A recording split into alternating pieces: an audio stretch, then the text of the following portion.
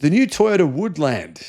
Woodland. Yeah, I mean, don't worry, it's not going to be called the Woodland outside of the US. That's just the US and I think Canada name. Outside of the US and Canada, it's going to be called something entirely different. This is a global car. It's going to Japan, it's going to Europe, it's going to the UK. This is a really very much a global electric car from Toyota.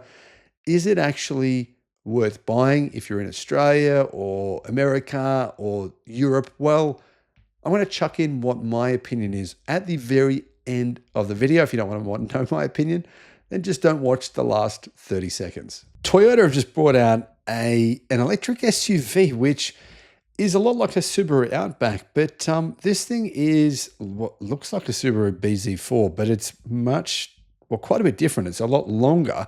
In fact, it's got 6 inches of extra length, meaning this is the biggest electric SUV Toyota has ever made. And it seems like, considering they've just also revealed the CHR and the new Toyota BZ, we've basically got 3 Toyota electric cars available now in the United States, which all aren't actually not too bad.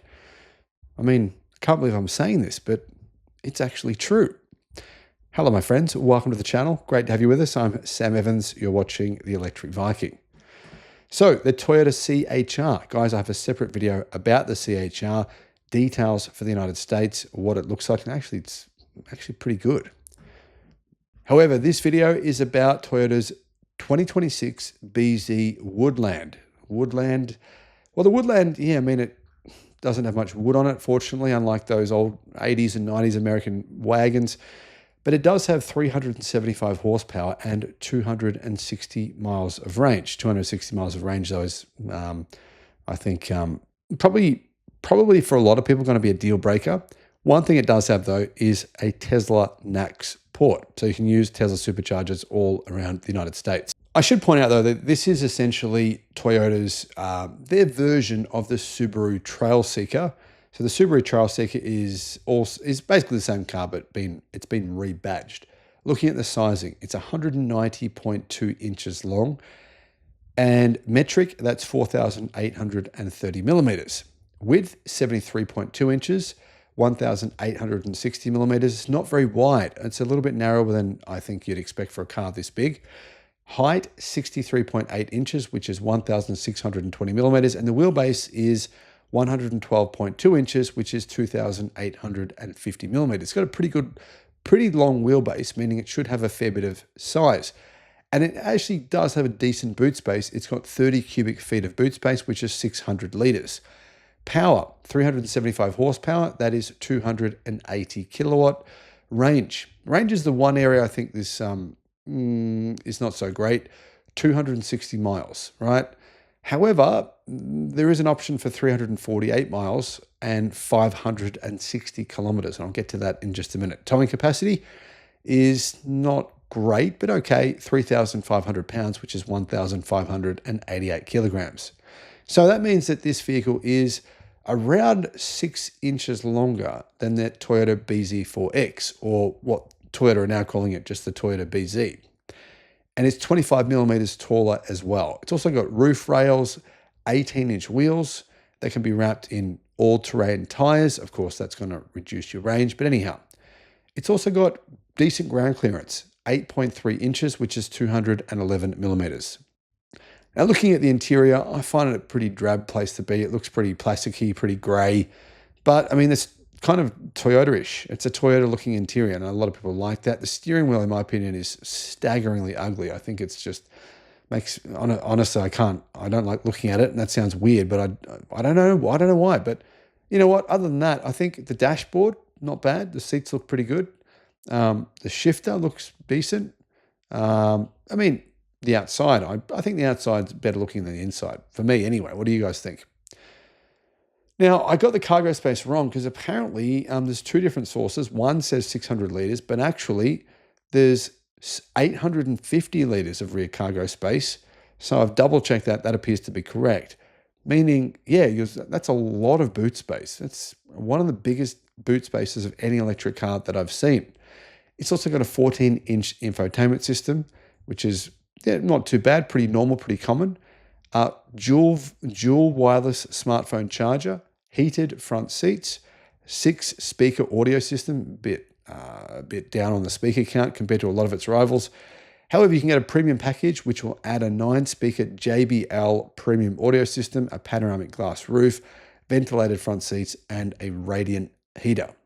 Now, what about equipment? What does it come with? Well, it comes with the Toyota Safety Sense 3.0 suite of driver assistance systems. It has full speed range dynamic radar cruise control, lane tracing assist, which is lane centering, and a pre-collision system with pedestrian detection. There's also road sign assist, proactive driving assist, automatic high beams, and lane departure alert with steering assist. In addition, it has safe exit alert. So when you go to open your door, it'll tell you if there's a car coming or a cyclist coming, a blind spot monitor, and rear cross traffic alert with a panoramic view monitor and multi-terrain monitor. So,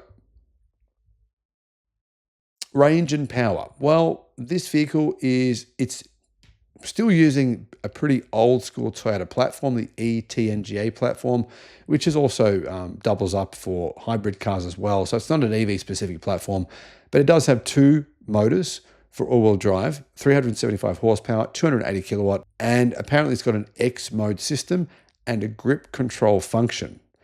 Apparently this will give it motor drive power modulation to achieve capable off-road performance.